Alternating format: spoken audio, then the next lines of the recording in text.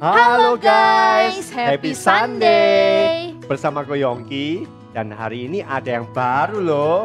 Halo guys, perkenalkan dengan Kak Hana di sini bersama Ko Yongki akan nemenin kamu dalam ibadah Elion Kids versi online. Karena pagi-pagi bikin syair untuk yang cantik di depan mata. Oh, sweet. Di sini kita hadir to worship dengan segenap jiwa raga. Saya Ko Yongki. Bagian gombalnya diabaikan saja ya guys. Tetapi untuk worship dengan jiwa raga kitanya bener nih. Yuk kita doa, siapin hati. Tuhan Yesus, terima kasih untuk hari baru yang Tuhan berikan bagi kami semua. Sebentar lagi kami akan beribadah, kiranya Tuhan yang menolong kami, Tuhan yang memberkati ibadah ini dari awal hingga akhirnya. Terima kasih Tuhan, di dalam nama Tuhan Yesus kami berdoa. Amin.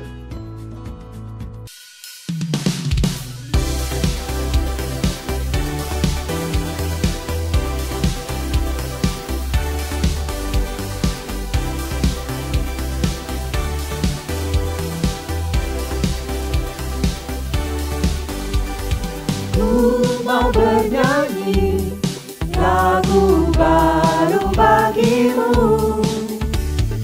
Ku mau bersorak, melompat tinggikanmu. For you are love, love, love. You're good to me and you are wonderful.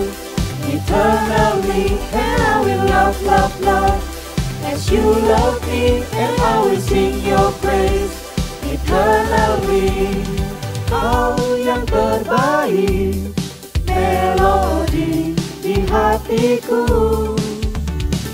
Kau membuatku menari memujimu.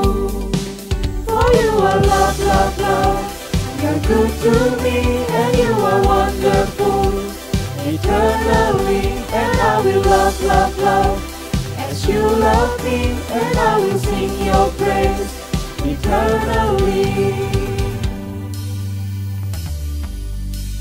I lift my hands to praise you, for you are kind to me, and to your name my heart sings. For you are love, love, you're good to me. I lift my hands to praise you, for you are kind to me, and to your name my heart sings. For you are love, love, you're good to me. For you are love, love, love, you're good to me, and you are wonderful.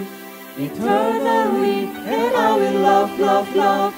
As you love me, and I will sing your praise. Eternally, for you are love, love, love. You're good to me, and you are wonderful. Eternally, and I will love, love, love. As you love me, and I will sing your praise. Eternally, for you are love, love, love. You're good to me, and you are wonderful. Eternally, and I will love, love, love. As you love me, and I will sing your praise eternally. Kok, iPhone 13 udah launching loh. So what? Ih, nggak pingin apa kekinian, aku pingin ganti HP. Hah? Buat apa? Emang HP-mu udah rusak? Enggak sih. Berapa sih harganya iPhone? 19 juta. Apa? Tabunganku cukup kok. Nih HP Koko sempat kecebur, hampir koit. Untung bisa hidup lagi. Jadi Koko pakai ya kalau masih oke. Ya kamu nggak perlulah kayak Koko gini. Tapi ingat HP-mu itu yang penting kan fungsinya. Emang salah ya kalau aku mau ganti HP baru? Bukan soal salah benar sih. Tapi kita harus jelas beli HP itu untuk gaya atau fungsinya. Fungsinya yang lebih utama. HP-mu masih baru. Belum ada setahun lalu ganti kan? Guys, kita memang diberkati Tuhan dengan kondisi ekonomi yang mapan. Bukan berarti kita jadi bebas berfoya-foya. Tidak semua keinginan kita itu perlu diikuti, sekalipun kita mampu membelinya. Thanks Ko buat remindernya. You're welcome. Guys, mari kita bersyukur untuk berkat Tuhan. Thank you, Lord.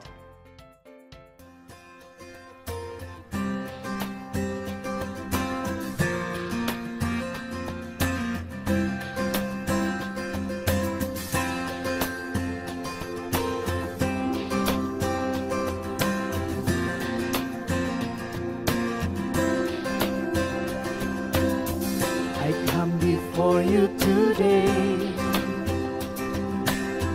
and there's just one thing that I want to say. Thank you, Lord. Thank you, Lord, for all you've given to me, for all the blessings that I cannot see. Thank you, Lord. Thank you, Lord. With a grateful heart, with a song of praise, with an outstretched arm, I will bless your name. Thank you, Lord. I just wanna thank you, Lord. Thank you, Lord. I just wanna thank you, Lord. Thank you, Lord.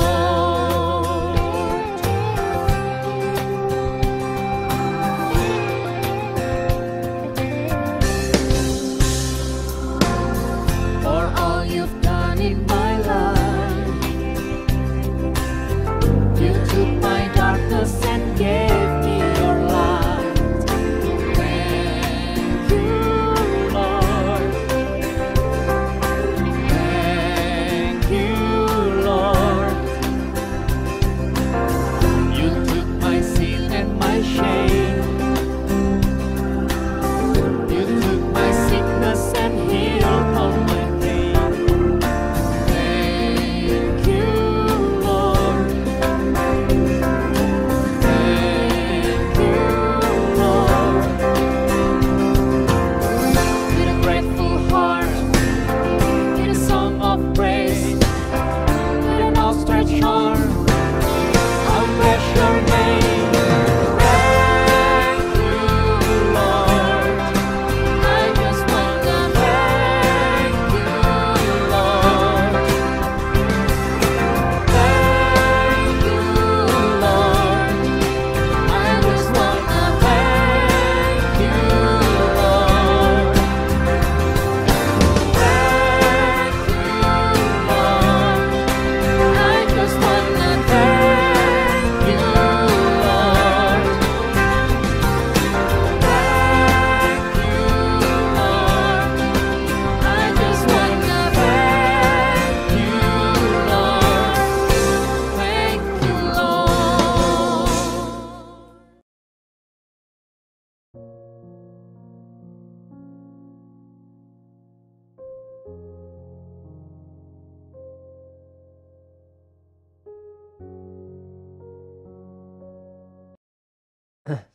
Kak Hana, kasihan ya anak-anak jalanan ini. Kita beri bantuan yuk. Bantuan apa? Kalau kita nggak bisa terjun ke lapangan, bantu ngajarin, atau memberi makanan, kita bisa mendukung pelayanan anak jalan ini dengan persembahan kita. Ah, ogah lah. Masa uangku diberikan buat yang lain? Buat iPhone 13 aja aku jadi mikir-mikir kok. Anak-anak itu jangankan iPhone atau HP murah. Sekolah aja mereka nggak bisa loh. Oh ya? Terus mereka ngapain? Ada yang jadi pemulung, ada yang minta-minta, ada yang mengemis. Sekedar untuk bisa makan sehari-hari. Kasian ya. Kita yang diberkati Tuhan dengan kecukupan bisa menjadi saluran berkat Tuhan. Aku mau deh kok. Thanks udah nolong aku sadar tentang berkat yang Tuhan udah kasih dan berkat yang perlu dibagiin. Nice. Guys, buat kita yang sudah menerima kasih Tuhan, let us pass it on.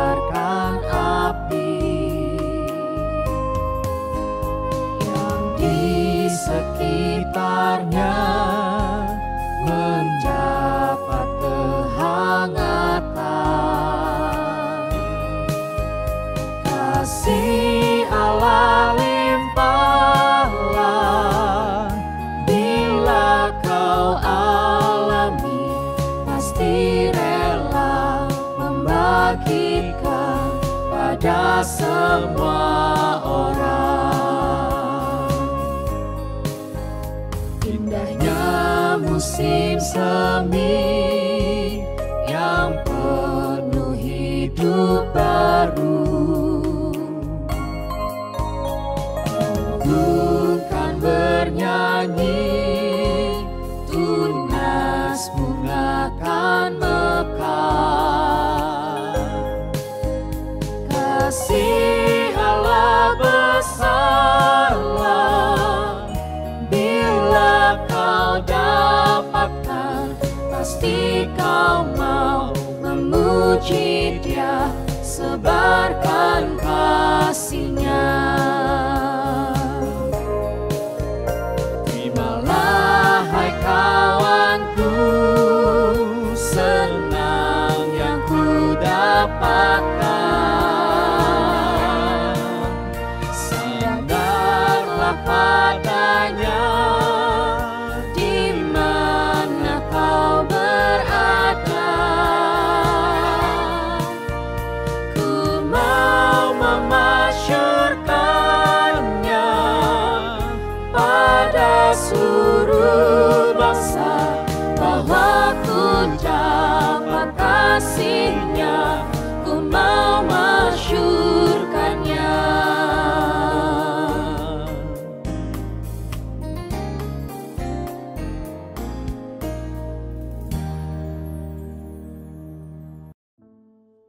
Halo, shalom guys. Ayo kita siapkan hati untuk belajar firman Tuhan hari ini. Mari kita berdoa. Tuhan, kami memohon terangi pikiran dan hati kami, supaya setelah kami mendengar, hati kami digerakkan dan kami mau melakukan firman-Mu.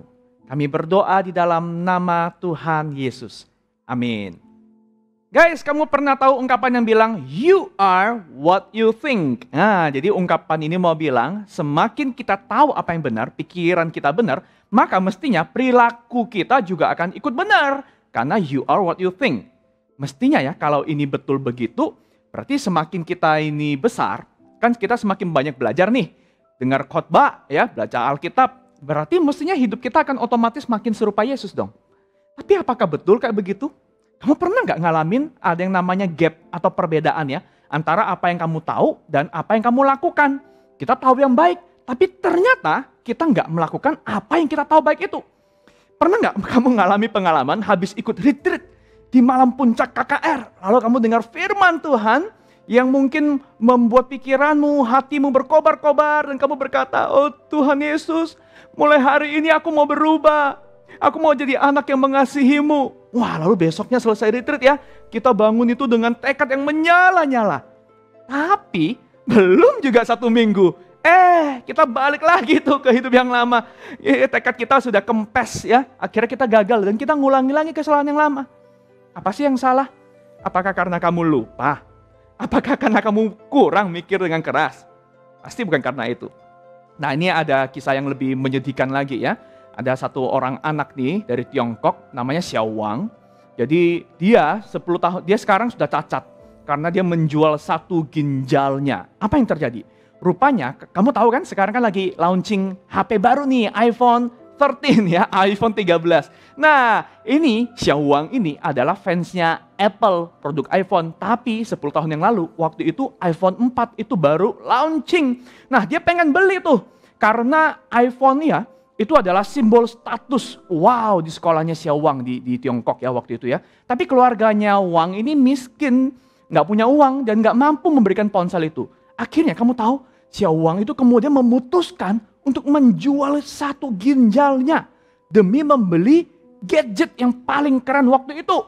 Nah, akhirnya dia ketemu satu orang ya, dan ini orang-orang jahat ya, yang licik ya, di dunia jual beli organ ya. Wang waktu itu masih muda sekali dan dia polos, akhirnya dia setuju, dia jual 1 ginjalnya itu harganya sekitar kalau dikurskan ke rupiah itu 48 juta. Dokter yang lakukan operasi awalnya bilang, nggak apa-apa, kamu mah masih muda, hidup dengan 1 ginjal aja oke kok. Tapi kamu tahu, nggak langsung terjadi sih, tapi akhirnya 5 sampai akhirnya 10 tahun kemudian.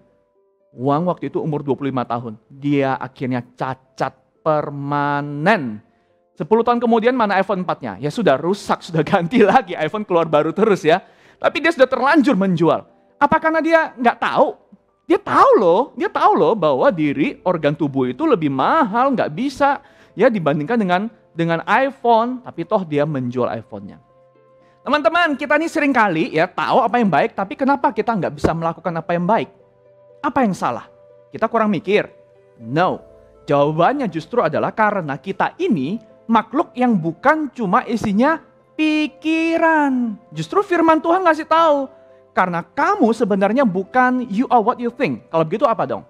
Yuk kita baca yuk dari Filipi 1 ayat 9 sampai 11, 3 ayat ini. Firman Tuhan berkata, ini doa Paulus ya, dan inilah doaku. Semoga kasih-Mu makin melimpah dalam pengetahuan yang benar dan dalam segala macam pengertian. Sehingga kamu dapat memilih apa yang baik, supaya kamu suci dan tak bercacat menjelang hari Kristus. Penuh dengan buah kebenaran yang dikerjakan oleh Yesus Kristus untuk memuliakan dan memuji Allah. Apa yang didoakan oleh Paulus? Punya pengetahuan yang benar? Macam pengertian? Kebalikannya. Lihat ya, doa Paulus ini bukan mulai dengan, hey, perdalam ya pengetahuanmu ya, supaya kamu bisa membedakan apa yang baik dan benar. No, lihat baik-baik. Tadi doa Paulus dimulai dari apa? Kebalikan justru, doa Paulus dimulai dari, dia berdoa supaya kasih-Mu itu, kasih-Mu makin melimpah-limpah. Why? Karena begini, kalau kita mau mengerti apa yang baik, yang benar-benar penting, Paulus bilang, hey, itu bukan mulai dari pikiranmu. Itu justru dimulai dari apa yang kamu sukai dan apa yang kamu kasihi. Firman Tuhan mau ngasih tahu sama kita, guys, we are not what we think, but actually we are what we love. Kita adalah apa yang kita sukai dan kita kasihi, bukan apa yang kita ketahui baik. Nah, misalnya kamu kerja tugas nih ya, deadline-nya minggu depan, kamu tahu tugasnya banyak nih, kamu mesti nyicil. Waktu kamu mau kerja, kamu kecantol, lihat ada YouTube, wah ini kan channel favoritmu. Kamu bilang, aduh aku pengen nonton 15 menit. Kamu nonton 15 menit, ternyata nyantol terus menerus, akhirnya 3 jam lewat dan tugasmu gak jadi kamu kerjain. Lihat ya, yang kita lakukan, yang kamu lakukan justru kamu melakukan apa yang kamu sukai. Tanpa mikir. Walaupun kamu tahu mestinya kamu kerja tugas tuh, cicil tuh, karena tugasnya banyak. Guys, begitu loh. Kita ini adalah apa yang kita sukai dan apa yang kita cintai.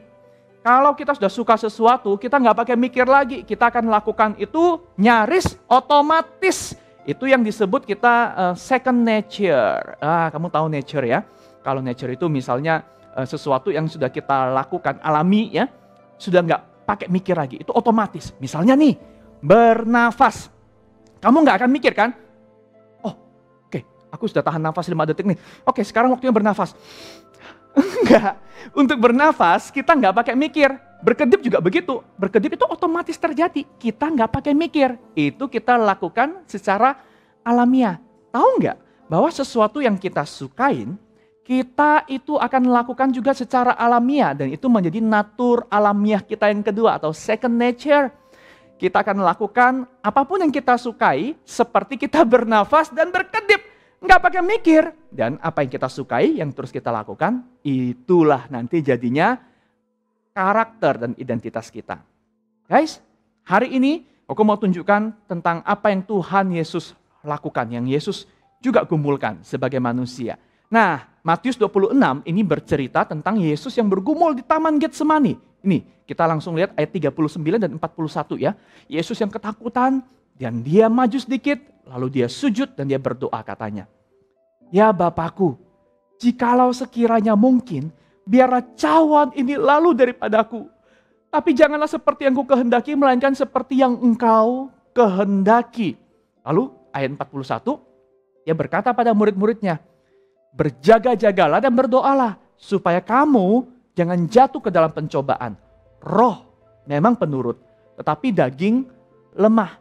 Lihat ya, waktu Yesus berdoa ini dia tahu sebentar lagi dia akan ditangkap, dia akan dihianati, dia akan ditinggalkan sendiri, dia akan disiksa, dia akan disalibkan hingga akhirnya mati. Dan Yesus ketakutan. Yesus takut dan sampai dia berdoa, Tuhan, Bapa, artinya doa Yesus itu ya, kalau bisa aku tuh gak mau jalani penderitaan ini, terlalu berat, terlalu sakit.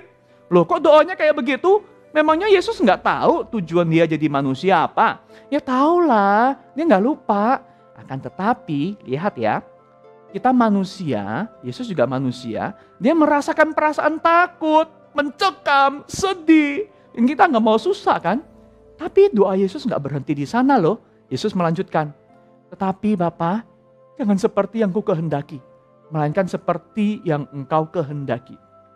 Yesus tahu dia harusnya melakukan apa. Dia harus menebus manusia yang jahat. Tapi sebagai manusia pun Yesus itu takut dan Yesus nggak ingin mengalami penderitaan.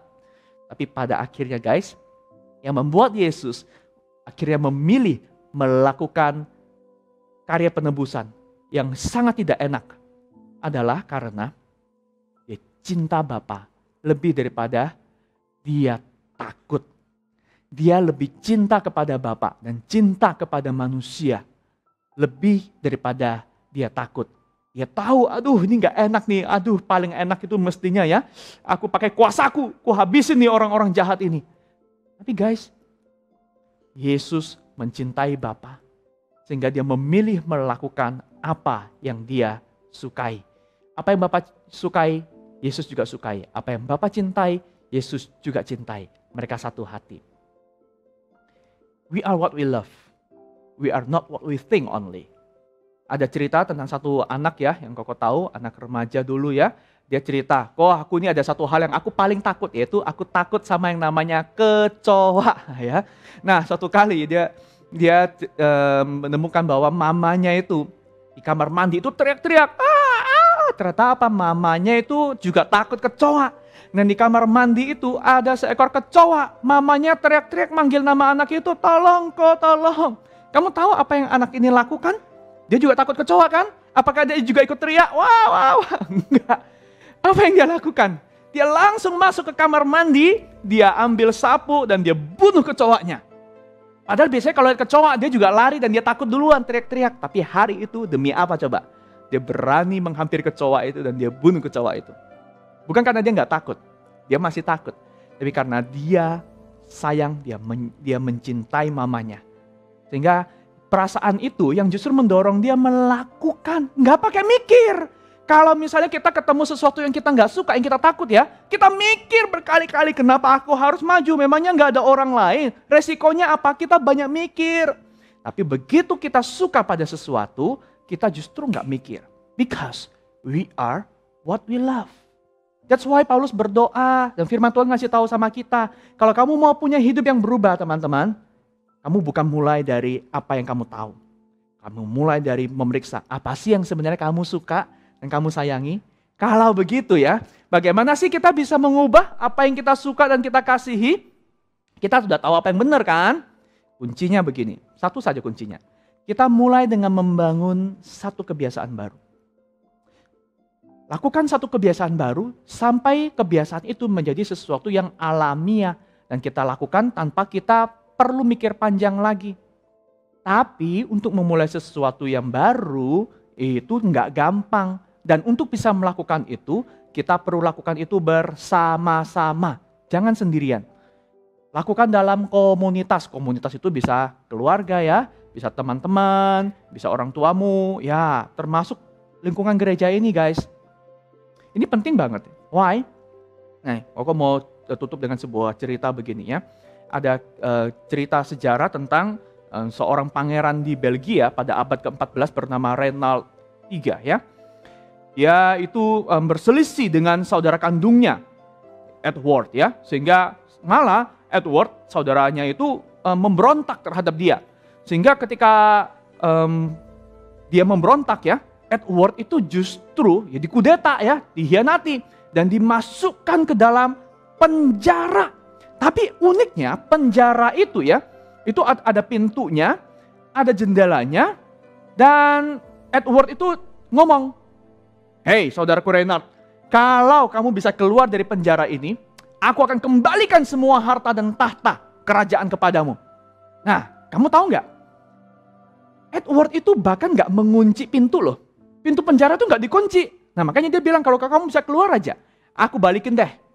Tapi kamu tahu masalahnya apa? Masalahnya si Edward itu setiap hari ya, itu mengirimkan makanan. Karena dia tahu saudaranya ini, Reinald ini, itu suka banget makan. Dan memang Reinald itu badannya udah besar banget. Dan pintu penjara yang dibangun oleh Edward itu lebih kecil daripada badannya Reynald. Dan setiap hari itu dikasih makanan favoritnya. Makanan yang enak-enak, minuman yang manis-manis. Pokoknya yang high kalori. Sehingga Reynald di dalam penjara itu makannya itu lahap sekali. Kamu bisa bayangin, justru semakin di penjara, Reynald tuh badannya makin besar, makin gemuk nih, seperti ini gambarnya nih ya. Dan dia meskipun pintu penjara itu terbuka, dia nggak bisa keluar. Dia nggak bisa keluar. Dan Edward ngomong apa loh? Aku loh nggak menjarain saudaraku. Ini dia boleh keluar kapan aja, pintunya aku nggak tutup. Dan kamu tahu akhirnya Reynald itu, dia tinggal di dalam penjara berapa lama? 10 tahun. 10 tahun hingga saudaranya meninggal. Baru dia bisa keluar dari penjara. Dengan cara apa? Merobohkan penjaranya karena badannya nggak cukup untuk lewat. Tapi waktu dia keluar dari penjara, kamu tahu, memang semua tahta kekuasaan kembali. Tapi kesehatannya sudah jeblok, sudah rusak. Akhirnya nggak lama pun dia meninggal. Guys, you see, Reynald ini, dia diperbudak oleh keinginannya sendiri. Dia tahu apa yang baik, dia tahu caranya keluar. Tapi dia nggak mampu lakukan karena dia nggak cukup punya keinginan. Ini yang dosa lakukan sama kita, guys. Dosa itu kasih kita semua yang enak-enak, semua yang kita mau. Tapi dosa itu mematikan pikiran dan kesadaran kita. Udah lakuin aja apa yang lu mau. Tapi hari ini firman Tuhan memberitahu kepada kita. Tuhan Yesus sudah melepaskan kita dari ikatan dosa ini. Sehingga kita hari ini bisa seperti Tuhan Yesus yang berkata, Bapa, bukan kehendakku tapi kehendakmu, dan aku mau mulai dengan mengubah kebiasaanku. So aplikasinya guys, hari ini firman Tuhan mau ngasih tahu untuk bisa memulai mengasihi sesuatu yang baik, apalagi mengasihi Yesus yang sudah mengasihi kita. Ayo beri dirimu kemauan yuk untuk ditolong membentuk kebiasaan baru lewat komunitas. Ayo beri dirimu untuk ibadah online bareng-bareng dan Zoom sekolah minggu ya bersama teman-temanmu, Cece Koko, Lause. Kamu bisa berbagi hidup, kamu bisa cerita pergumulanmu, kamu bisa saling memperhatikan dan kita bersama-sama. You are not alone. Yang bergumul bukan cuma kamu, ada teman-temanmu yang bergumul juga. Tapi ingat juga satu hal, bahwa segala sesuatu yang baru mulainya itu pasti nggak enak, bahkan rada maksa. Orang kalau mau olahraga pagi ya atau sepedaan, awalnya biasanya bangunnya bangkong siang-siang terus ya. Sekarang harus bangun pagi-pagi, nggak enak lah pasti. Tapi begitu sudah beberapa kali, 1 minggu bahkan 1 bulan, ngerasain enaknya olahraga, badan jadi fit. Wow, udara seger pagi hari, kecintaan pada olahraga itu akan mulai bisa menggerakkan hati ini untuk beranjak dari kasur yang adem dan enak itu guys. Guys, ayo kita renungkan 2 hal ya. Ada nggak hal yang kamu tahu itu baik dan kamu perlu itu, tapi seringkali kamu nggak bisa lakukan, kamu enggan lakukan itu. Apa itu? Yang kedua, kebiasaan apa sih yang kamu mau lakukan supaya kamu bisa menumbuhkan rasa cinta pada Tuhan dan rancangannya yang indah buat kamu? Mau nggak kamu membangun kebiasaan baru yang tidak mudah, tapi kamu bisa lakukan ini bersama-sama dengan teman-teman, satu gereja, satu iman, supaya hatimu itu punya cinta yang dibangun lewat kebiasaan yang baru. Because you are what you love. And sebelum kamu bisa mengasihi, kamu tahu Yesus terlebih dahulu sudah mengasihimu. Mau gak kamu membuka hatimu? Dan ayo kita berdoa bersama-sama seperti Paulus dan Tuhan Yesus pun berdoa. Mari kita tutup mata, kita berdoa. Tuhan, kami tahu dari titik inilah kami bisa berubah. Itu kalau kami punya kasih yang dalam kepada Tuhan Yesus. Tuhan, kami mengakui ya, bahwa kehendak kami ini loh, keinginan kami ini loh, seringkali memang yang enak, kami punya banyak hobi, itu gak salah. Tapi yang salah adalah hati kami. Hobi akhirnya bahkan menjadi Tuhan kami, menjadi hal yang terus kami lakukan. Tuhan, biar bukan kehendak kami, tapi kehendak-Mu yang jadi. Tolong teman-teman semua yang membuka hati hari ini dan berkata mau menerima Yesus, biar kami juga mulai dengan satu kebiasaan baru, memberi diri untuk komunitas. Kami ikut Zoom, kami mau bertemu dalam kelompok-kelompok kecil setelah ibadah online. Dan kami akan menemukan bagaimana kami punya cinta yang baru dan kami juga punya kebiasaan yang baru. Di dalam nama Tuhan Yesus kami berdoa. Amin. Oke guys, ayat hafalan kita hari ini dari Matius 26 ayat 41.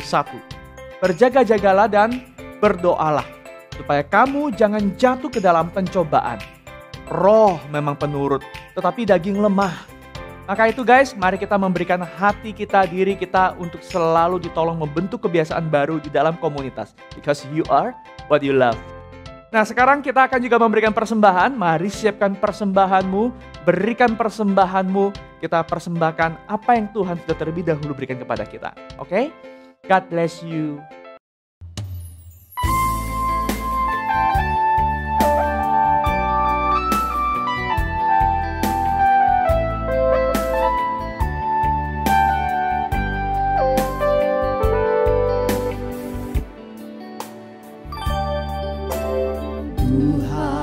Mau menyenangkan-Mu, Tuhan, bentuklah hati ini jadi bejana untuk hormat-Mu, cemerlang bagai emas murni. Tuhan, ku serahkan hatiku, semua ku berikan padamu.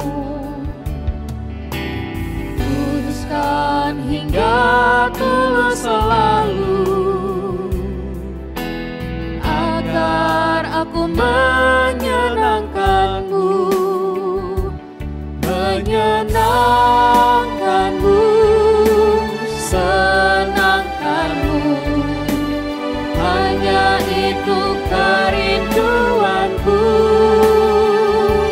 menyenangkan-Mu, senangkan hati-Mu. Hanya itu kerinduanku.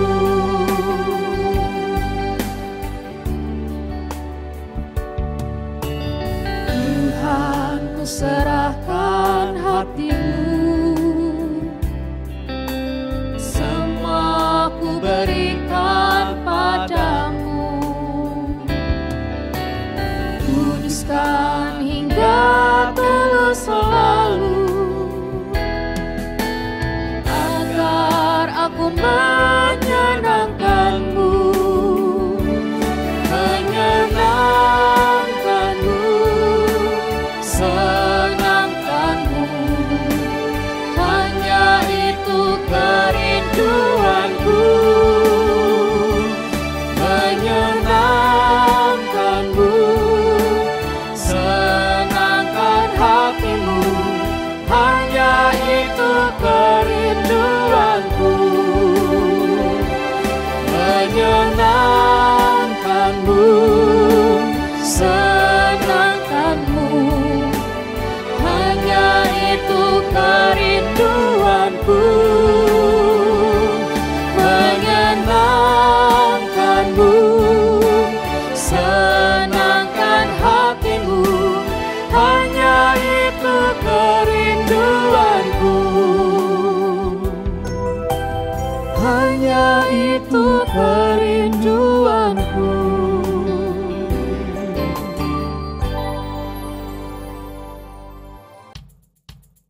Guys, we are not what we know, but we are what we love. Yes, untuk dapat membedakan antara kebutuhan dan keinginan, kita perlu membangun kebiasaan yang baik untuk menumbuhkan hati yang semakin dekat dengan Tuhan. Yuk, start building spiritual habit.